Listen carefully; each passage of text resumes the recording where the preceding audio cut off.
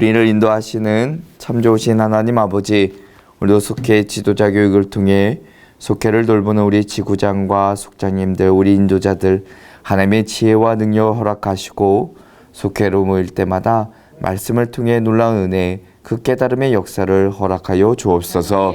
늘 말씀이 우리 삶의 기준이 되기를 원하고 우리의 등불 되기를 원합니다.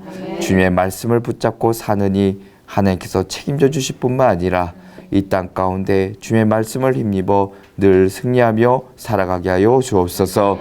참으로 어렵고 힘든 시기임에도 불구하고 우리가 속회로 모일 때마다 하나님의 크신 사랑을 더욱더 경험하기를 원하고 서로 위로하고 독려하며 격려해 줄 때 하나님의 크신 귀한 공동체로 하나님이 또한 쓰시는 귀한 사람들로 온전히 삼아 주옵소서. 감사하며 주 예수 그리스도의 이름으로 기도합니다. 아멘. 네, 자, 오늘 하나님의 말씀 함께 보겠습니다. 잠언 31장 잠언 31장 1절부터 9절까지입니다. 자, 마지막 장인데 1절부터 9절까지. 자, 1절부터 9절까지 제가 가진 구약 성경 946면쯤에 있습니다. 한 절씩 저와 함께 교독하겠습니다. 르무엘 왕이 말씀한 바 곧 그의 어머니가 그를 훈계한 잠언이라. 내 아들아, 내가 무엇을 말하랴? 내 태에서나 나느라 내가 무엇을 말하랴? 성대로 얻은 아들아, 내가 무엇을 말하랴? 내 힘을 여자들에게 쓰지 말며 왕들을 멸망시킨 일을 행하지 말지어다. 르무엘아, 포도주를 마시는 것이 왕들에게 마땅하지 아니하고 왕들에게 마땅하지 아니하며 독주를 찾는 것이 주권자들에게 마땅하지 않도다. 술을 마시다가 법을 잊어버리고 모든 곤고한 자들의 송사를 굽게 할까 두려우니라. 독주는 죽게 된 자에게, 포도주는 마음에 근심하는 자에게 줄지어다. 그는 마시고 자기의 빈궁한 것을 잊어버리겠고 다시 자기의 고통을 기억하지 아니하리라. 너는 말 못하는 자와 모든 고독한 자의 송사를 위하여 입을 열지니라. 함께 읽겠습니다. 너는 입을 열어 공의로 재판하여 곤고한 자와 궁핍한 자를 신원할지니라. 아멘. 자, 오늘 속회공과 16과 내가 무엇을 말하랴 라는 제목으로 함께 짧은 시간 좀 말씀 나누려고 합니다. 근데 우리가 속회하면서 그 한 주의 삶을 이렇게 돌아보시잖아요. 한 주 어떻게 살아오셨나요? 저번 주는 속회공과 말씀을 통해 어떻게 좀 결단하고 어떻게도 나름대로의 또 은혜 가운데 살아오셨는지 이렇게 묻지 않습니까? 그러니까 우리가 꼭 속해 드릴 때 우리 성도님들과 이렇게 교제하실 때마다 이렇게 한 번씩 꼭 물어봐 주세요. 저번 주 말씀을 통해 또 어떻게 좀 살아오셨는지, 또 어떤 은혜가 있었는지, 또 어떤 깨달음이 또 주어졌는지, 또 삶의 변화는 또 어땠는지 이런 것들 꼭 물어봐 주시면 훨씬 더 예배 분위기나 이런 것들이 더 좋아지지 않을까 싶습니다. 그래서 그 교재에도 이렇게 주어지지요. 적용 확인이라고 해가지고 한 번씩 이렇게 대화하면서 가볍게 얘기 나누시면 더 좋을 것 같습니다. 자, 오늘은 16과 이야기인데, 자, 먼저 이런 이야기를 함께 좀 드리려고 합니다. 자, 존 웨슬리 목사님이 이런 질문을 해요. 자, 우리가 하나님 앞에 설 때 세 가지의 질문을 받게 되는데, 그 중에 첫 번째 질문은 뭐냐면, 야, 너에게 준 시간을 어떻게 관리했느냐라는 질문이고, 두 번째 질문은 너에게 준 재산을 어떻게 관리했는가, 어떻게 사용했는가라는 질문이고, 마지막 질문이 참 중요한데, 너에게 맡긴 자녀를 어떻게 양육했는가라는 질문이라고 합니다. 유대인의 많은 격언 가운데 이런 이야기가 있습니다. 하나님은 세상의 모든 곳에 직접 계실 수가 없기 때문에, 물론 이것은 약간의 우리가 교훈을 주기 위한 거니까 어느 곳에나 다 계시지만 직접 눈으로 볼 수 없기 때문에 어머니를 보내줍니다. 어머니가 계신 곳에 하나님이 계시고 어머니의 마음이 하나님의 마음이고 어머님의 손이 가는 곳에 하나님의 손이 가는 것이고 어머니가 일하는 곳에 하나님이 일하고 계십니다. 이게 유대인의 격언이었어요. 그러니까 인생에 있어서 가장 중요한 교육이라 이야기한다면 바로 부모의 교육이라는 것을 일러주는 말입니다. 그리고 인생의 최초의 교사는 부모라 이야기합니다. 자, 그만큼 자녀는 우리가 시편 127편 3절에 보면 하나님이 주신 상급이라 이야기하는데 하나님의 마음으로 자녀를 잘 양육하는 것은 부모의 의무이고 책임이라 할 것입니다. 자, 본문 31장을 보면 르무엘 왕의 교훈이라 이야기합니다. 자, 그의 어머니가 훈계한 내용이 오늘 읽으신 말씀입니다. 자, 한 나라를 다스리는 왕으로서 무엇을 경계해야 될지를 일러주는 말씀이 오늘 이 1절부터 쭉 기록되어 있습니다. 9절까지. 자, 먼저 1절을 좀 보시면 르무엘 왕이 말씀한 바 곧 그의 어머니가 그를 훈계한 자문이라 이야기하죠. 자, 르무엘 왕이 자신의 어머니로부터 받은 훈계, 그 훈계의 말씀임을 먼저 밝히는데, 자, 근데 르무엘 왕이 누구인지를 잘 몰라요. 이게 불분명합니다. 왜냐하면 이스라엘 왕 가운데 르무엘이라는 이름을 가진 자가 없어요. 그런 왕이 존재하지 않기 때문이죠. 근데 이 르무엘이라는 이름이 어떤 뜻이 담겨져 있냐면 하나님께 속한, 하나님과 함께하는 이라는 의미가 담겨져 있어요. 그래서 많은 신학자들은 그런 거 좋아하잖아요. 이런 거 찾고 이렇게 파헤치는 거. 그래서 이 사람이 누굴까? 아마 솔로몬의 다른 이름인가?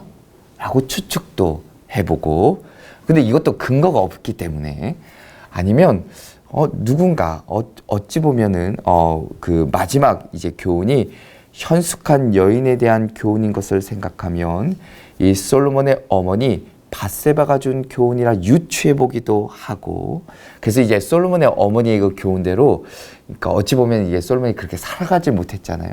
그렇기 때문에 이 교훈을 좀 깊이 새겨야 된다라는 의미로 담겨져 있을 수도 있고, 아니면 이 솔로몬이 아닌 또 다른 누군가 정말 현자 아니면 정말 지혜 있는 자라 이야기하기도 합니다. 자, 그래서 오늘 본문에 보면 이제 여인에 대한 교훈을 담고 있는데 2절에 보면 자, 르무엘 어머니가 르무엘을 정말 서원하며 낳은 아들이라 이야기합니다. 2절에 보니까 내 아들아 내가 무엇을 말하랴, 내 태에서 난 아들아 내가 무엇을 말하랴, 서원대로 얻은 아들아 내가 무엇을 말하랴. 자, 3번이나 반복되고 있죠. 자, 이것은 하나님의 은혜를 말로 다 할 수 없음을 고백하는 표현이기도 하고, 어느 부분이나 다 마찬가지겠지만 자녀를 얻은 기쁨, 참 그것에 대한 감격, 어찌 보면 감동의 표현이라 말할 수 있습니다. 자, 그 어머니가 이제 3절부터 왕에게 주는 교훈이 본격적으로 제시되어 있습니다. 자, 먼저 3절부터 7절까지를 보면 왕이 멀리해야 할 것들에 대한 교훈이 담겨져 있고, 8절과 9절을 보면 왕이 힘써야 될 내용에 대해서 기록하고 있습니다. 자, 먼저 3절을 좀 보시죠. 3절에 보면 내 힘을 여자들에게 쓰지 말며 왕들을 멸망시킨 일을 행하지 말지어다 라고 얘기합니다. 내 힘을 여자들에게 쓰지 말며 딱 드는 생각은 어찌 보면 이 성적인 방종이겠죠. 그것에 대해서 딱 우리가 알 수 있지만, 더 나아가서는 내 힘을, 자, 육체적인 힘뿐만이 아니라 능력과 재산도 의미합니다. 자, 그러므로 이 말은 가만히 보면, 자, 왕으로서 자, 후궁도 많이 두잖아요. 우리가 이 시대도 마찬가지예요. 첩도 많이 두어요. 자, 육체적인 기력도 약해지고 여인들에게 휘둘려가지고 사리분별이 흐릿해지고, 더 나아가서는 국고, 국력, 낭비해서 안 된다라는 권면을 담고 있습니다. 그러니까 고대 세계를 가만히 보면 대체로 왕이 여자들을 많이 취하는 것, 많이 소유하는 것에 대해서는 대단히 관용적이었습니다. 그러니까 다 이해가 됐어요. 왕이니까 왕은 그럴 수 있다라고 이야기합니다. 그리고 오히려 영웅의 조건으로까지도 삼기도 했습니다. 그러니까 탁월한 왕이니까 그만큼 누릴 수 있다라고도 이해하기도 했죠. 그것을 뭐 자랑으로 삼기도 했죠. 그런데 율법은 이에 대해서 분명히 부정적으로 이야기합니다. 우리가 잘 아는 말씀 가운데 신명기 17장 17절을 보면 왕에게 주는 교훈 가운데 뭐가 있냐면 그에게 아내를 많이 두어 그의 마음이 미혹되게 하지 말라라고 이야기합니다. 그러니까 아내가 많아 그 여인들의 말을 다 들어주다 보면 결국 왕의 분별력이 좀 떨어지고 사리 분별을 잘 못하게 될 것이고 결국 나라가 흔들리게 될 것이라 분명히 부정적으로 이야기합니다. 자, 그래서 오늘 말씀에도 보면 하반절에 왕들을 멸망시킨 일을 행하지 말라. 자, 전쟁을 일으켜 다른 나라의 왕들을 멸망시키지 말라 이 말이 아니라 앞에 있는 말씀과 연관지어 보면 많은 왕들이 이 성적으로 그다음에 또 여자 때문에 참 많이 멸망했으니 그 길을 따르지 말아라. 따르지 말 것을 이야기해주는 말씀이기도 합니다. 자, 오늘날에도 분명히 이 교훈은 여전히 유효하지요. 우리가 이렇게 이 사회적으로 이 뉴스를 가만히 보더라도 성공한 사람들이나 때로는 어떤 이제 위치에 좀 있는 사람들, 심지어 좀 부끄럽지만 목회자들, 그쵸, 지금 나왔어요. 목사. 내가 얘기하기 전에 그냥 확 나와버렸어. 목사님들까지도, 목회자들까지도 참 이 유혹, 이 문제로 넘어진 경우가 참 많죠. 그러니까 르무엘 어머니의 교훈은 오늘날에도 지혜로운 여인들의, 지혜로운 어머니들이 자식들에게 꼭 가르쳐줘야 될 교훈이라 이야기합니다. 여자 문제, 때로는 물질의 문제, 때로는 방탕하고 방종하는 문제, 우리가 꼭 경계해야 된다. 이것은 우리가 가르쳐야 될 교훈 중에 하나겠죠. 자, 그리고 4절부터 7절에 보면 자, 술에 대한 이야기가 나옵니다. 4절부터 5절에 보니까 포도주와 독주를 마시는 것은 왕의 직무를 그르치게 하는 아주 문제가 된다 이야기하죠. 특별히 5절을 보면 술을 멀리해야 될 이유에 대해 이야기합니다. 5절에 술을 마시다가 법을 잊어버리고 모든 공고한 자들의 송사를 굽게 할까 두려우니라. 그러니까 술을 마시면 취하면 조심성이 사라지고 이제 잊어버리는 거예요. 판단력이 흐려지는 겁니다. 그러니까 기분이 너무 좋으니까 이게 기분에 따라 이게 막 판결하는 거죠. 그래서 백성들의 그 어려움들을 자칫 소홀히 여길 수 있다. 잘못 판단할 수 있다. 이야기합니다. 자, 그런데 이러한 음주의 폐해가 왕에만 국한되어 있는가? 그렇지 않죠. 오늘날에도 이 술에 대한 문제는 참 심각합니다. 그러니까 이성이 마비되고 판단력을 상실해버리고 인생을 낭비한 사람들이 너무 많다는 겁니다. 자, 근데 오늘 또 6절과 7절의 말씀에 보니까 참 술에 대한 그 필요성에 대해서도 잠깐 언급하고 있어요.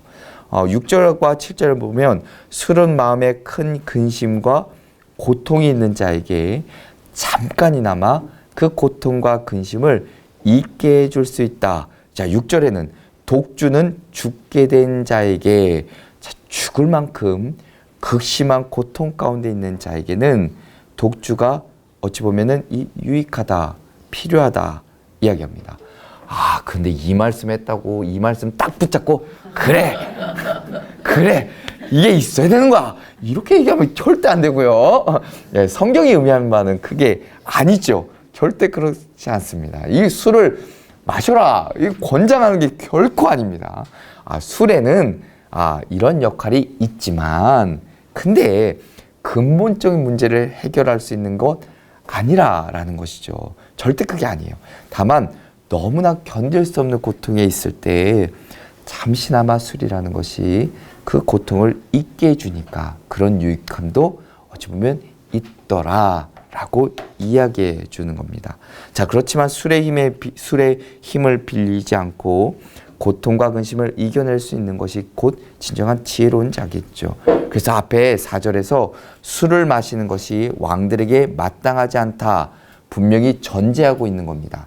이 말씀을 하고 나서 그 다음에 이야기가 이어지는 것이죠. 그러니까 결국 술로 현실의 고통을 잊어야 할 만큼 처절한 상황이 되지 않도록 왕의 직무를 잘 감당할 것을 이야기해주는 말씀입니다. 그것을 더 강조하는 거예요. 자, 그리고 이제 8절부터 9절에 보면 재판장의 목적, 재판장의 역할을 이야기합니다. 자, 르무엘의 어머니가 단순한 그 어머니가 아니에요. 정말 위대한 왕을 세웠던, 위대한 왕을 만들었던 정말 지혜 스승 같은 역할을 하고 있는데, 자, 8절과 9절에 보면 너는 말 못하는 자와 모든 고독한 자의 송사를 위하여 입을 열지니라.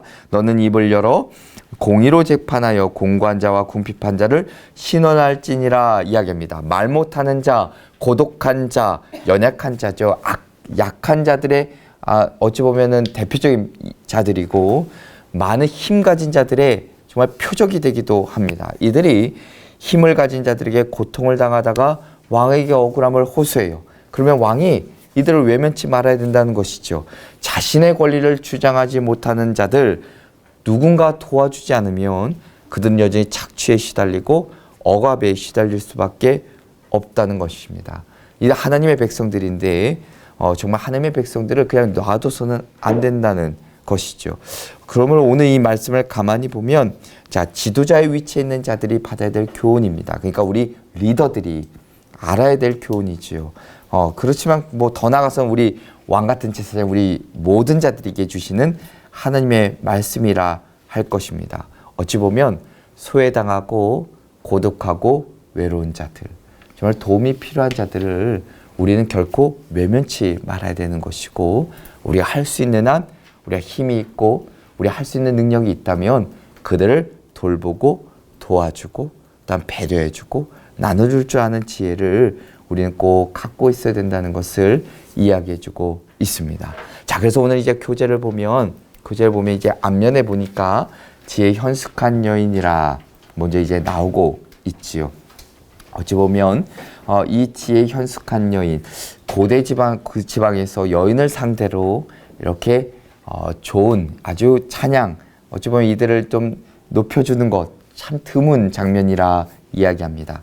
이런 점에서 정말 이상적인 가정에서 지혜로운 아내에 대한 아주 필요성, 중요성에 대해서 강조하고 있는 내용이기도 합니다. 자, 그리고 그 지혜 현숙한 여인이 구현하는 하나님의 나라에 대해서 좀 아래쪽 교재의 내용에 담겨져 있습니다. 자, 그러면서 이제 두 번째 이제 넘겨보시면 오늘 크게 이제 세 가지를 좀 이야기하려고 하는데, 자, 그러면 우리가 어떻게 좀 이 땅 가운데 살아가는 우리 부모로서 또 자녀를 키우는 자로서 그리고 또한 리더로서 어떻게 좀 살아가야 되는가, 자, 세 가지를 크게 이야기해주고 있습니다. 그 첫 번째는 바로 지혜로운 부모가 되어야 된다라고 말합니다. 자, 르무엘 왕의 어머니는 정말 아들을 걱정하는 어머니였다라고 이야기합니다. 자, 그러면서 앞선 2절에 대한 설명을 조금 부연하고 있는데, 자, 내가 무엇을 말하랴 라는 말에 두 가지 의미가 있다고 합니다. 그 중에 하나는, 야, 넌 지금 어떤 생각으로 살아가고 있느냐 라는 현재 아들의 모습을 보며 하는 이야기와, 또 하나는 아들의 미래 모습을 생각하며 넌 앞으로 어떻게 살아갈 것이냐라는 의미가 그 안에 담겨져 있다고 하죠. 어찌 보면 이 아들을 바라볼 때 우리 여기 다 어머님들이니까 우리 어머님들도 아들을 바라볼 때 늘상 내가 걸어왔던 그 삶의 여정을 뒤돌아보며 경험이 있고 지식이 있고 지혜가 있기에 많은 것들을 이렇게 가르쳐주고 싶잖아요. 우리 아들은 내가 혹여나 내가 실패의 길을 걸어왔다면 그 길을 가지 않기를 원하실 것이고, 내가 또한 힘들고 어려운 길을 삶을 살아왔다면 내 아들만큼은, 내 자녀만큼은, 내 딸만큼은 그 길을 걸어가지 않았으면 좋겠다. 이런 마음 갖고 있잖아요. 자, 더 나아가서는 우리가 믿음이 조금 연약한, 아니면 이제 초보의 신앙을 가진 우리 속도원들이나 우리 새신자들에게, 야, 그게 내가 살아와 보니까, 야, 그 길을 가는 게 참 어렵더라. 야, 이 길이 더 좀 힘들지만 막상 가보면 궁극적으로 하나님이 주신 은혜와 축복을 누리더라. 우리가 와봤으니까, 걸어와 봤으니까. 그런 의미로 우리가 또한 누군가에게 귀한 교훈을 해줄 수 있다는 것은 참 중요한 일이라 할 것입니다. 자, 그래서 우리가 오늘 이 말씀처럼 르메 어머니의 이야기처럼 정말 그 아들을 위해 먼저는 기도하고 먼저 말씀으로 교훈을 주는 그런 지도자의 역할을 감당할 것을 이야기해주고 있습니다. 자, 그래서 르메 왕의 어머니가 어떤 어머니였냐? 기도하는 어머니였다라는 것이죠. 자, 2절에 소원대로 얻은 내 아들아, 어찌 보면은 자녀가 태어나기 전부터 이 자녀를 위해서 기도했다는 겁니다. 그리고 지금까지 계속해서 그 아들을 위해 기도하고 있다는 것이죠. 참 지혜로운 어머니입니다. 내가 그냥 말로만 하는 것이 아니라 먼저 기도로 하나님의 지혜를 먼저 구하고 하나님의 뜻을 구하고 하나님의 마음을 아는 것. 참 기도를 먼저 한다는 것은 지혜로운 어머니이겠죠.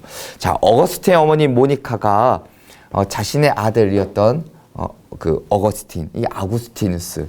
자, 아구스티누스도 처음부터 이렇게 훌륭한 아들이지는 않았습니다. 이 아들도 나름대로 방탕의 삶을 살았었고 하나님이 보시기에 참 죄된 인생을 살았던 인물이기도 하지요.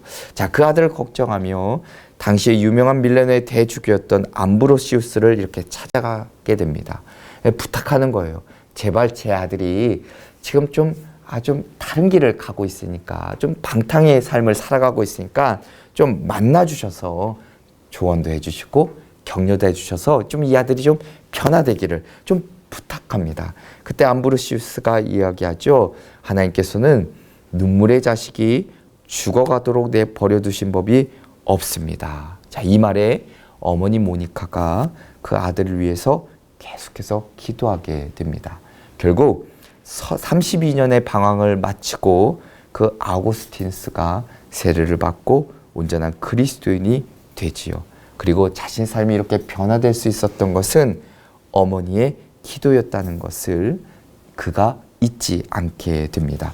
자녀를 위해 눈물로 기도하는 것보다 더 큰 유산은 없다는 것이죠. 어찌 보면 이 르메 왕의 어머니가 우리에게 일러주는 삶의 귀한 본입니다. 우리가 부모된 자로서, 더 나아가서는 리더로서 우리가 끊임없이 말씀으로 양육하고 가르쳐야 되는데, 그 배경에는, 그 근간에는 우리의 기도가 분명히 있어야 된다. 우리가 잊지 말아야 되는 것이고, 자, 두 번째는 지혜를 잘 따르는 자녀가 되어야 된다라고 이야기합니다.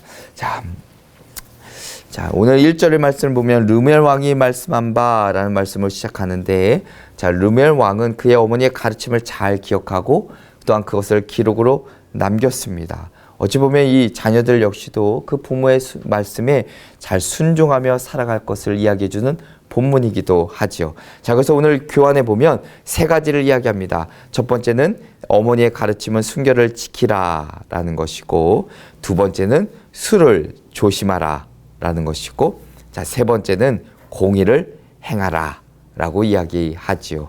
어제 앞서 제가 설명드린 대로 이 성적인 방탕, 성적인 이 타락, 참 이 시대에도 정말 나 자신을 지켜내기가 쉽지 않았던 것은 분명합니다. 여전히 이 시대에도, 우리가 살아가는 지금 현 시대에도 그것을 좀 이겨내기가 쉽지 않죠. 특별히 남자들은 이 유혹과 미혹이 참, 유혹에 넘어가기가 참 쉽습니다. 그렇기 때문에 반드시 이를 위해서 우리가 강조하고 권면하고 가르쳐야 되는 것이고, 두 번째는 술을 조심하라. 앞서 얘기한 대로 술은 우리의 판단력과 기억을 흐리게 하고, 더 나아가 술로 인해 내게 맡겨진 일에 최선을 다할 수 없기 때문에 꼭 술에 대한 경각심 가르쳐줘야 되는 것이고, 그리고 9절의 말씀처럼 공의를 행하라. 어찌 보면은 하나님의 뜻, 하나님의 마음에 합한 기준으로 판단하고 또한 분별할 것을 이야기해주는 말씀입니다. 지혜를 잘 따르는 자녀가 되어야 된다. 이 말은 즉슨 우리 역시 우리가 부모로서 리더로서의 역할도 감당하지만 또 한편으로는 우리는 하나님의 자녀이기 때문에 여전히 우리 하나님이 주신 그 말씀에 순종하며 따라갈 것을 이야기해주는 본문이기도 합니다. 자, 그러니까 우리가 속도원들과 함께 나누실 때, 자, 우리가 하나님의 말씀, 이게 오늘 주어진 말씀이니까 이 말씀을 또 우리 삶 가운데 실천하면서 어떻게 좀 내가 지난날 이 세 가지 중에 내가 좀 연약했던 것들이 무엇인지, 내가 좀 참 실천하기가 어려웠던 것들이 무엇인지를 나눠보시면 더 좋겠죠. 술이란 것이 단지 술뿐만이 아니겠죠. 거기다 해서 앞서 얘기한 대로 어떤 명예나 어떤 물질이나 이런 것들도 함께 나눠보시면 더 좋을 것 같아요. 그러면서 성도님들이 연약한 부분이 무엇인지를 우리 리더 지도자들이 이렇게 딱 파악하고 그리고 그들을 위해서 함께 기도해주고 또 더 나아가서는 야 내가 그 동일한 경험이 있는데 야 그럴 때 이렇게 해보니까 더 좋더라. 이런 경험도 함께 나눌 때 그 속회 모임이 더 풍성해질 수 있다는 것을 잊지 않으셨으면 좋을 것 같습니다. 그리고 우리가 또 먼저 믿은 자로서 그들에게 귀한 하나님의 말씀을 전해주고 또한 지혜도 함께 나누는 것도 좋은 예라 할 수 있을 것 같습니다. 그리고 세 번째 마지막 우리가 기억해야 될 거 복된 가정을 이루어야 합니다. 이야기합니다. 자, 르무엘 왕의 어머니가 잠언 31장 후반부터는 현숙한 아내에 대한 기준 그리고 왜 그런 여인을 만나야 되는지에 대해서 이야기해주고 있습니다. 자, 본문 10절부터 31절 우리가 읽진 않았지만 현숙한 아내란 어떤 아내인가? 믿음이 가는 사람, 선을 행하는 사람, 부지런히 일하는 사람, 가난한 자를 돕는 사람, 그리고 자녀를 돌보는 사람, 남편을 존귀히 여기는 사람, 미래를 대비하는 사람, 참 이런 특징들을 쭉 설명해 주고 있죠. 자, 궁극적으로 여호와 하나님을 경외하는 사람, 참 그런 여자, 참 현숙한 그런 아내, 그런 사람을 만날 것을 또한 이야기해 주는 말씀이기도 합니다. 자, 이 가르침을 가만히 보면 단순히 이렇게 겉으로 드러나는 외모, 그러니까 겉으로 드러나는 모습만을 드러난 모습만을 보지 말 것을 이야기하는 것이죠. 그것보다 더 가치 있는 것이 무엇이냐? 오늘 이 교환에 보면 내면에 있다라는 겁니다. 자, 이런 사람을 만나기 위해서는 먼저 내가 그런 사람이 되어야 되는 것이고 어찌 보면 현숙한 사람이 지혜로운 사람을 만날 수 있는 것이라 말할 수 있는 것이죠. 그리고 그런 가정을 이루며 살아가는 것이 복된 삶이라는 것을 오늘 이 교환의 마지막으로 이야기해주고 있습니다. 무엇보다 신앙 안에서 하나님만을 온전히 섬기는 삶이 가장 복된 삶이겠지요.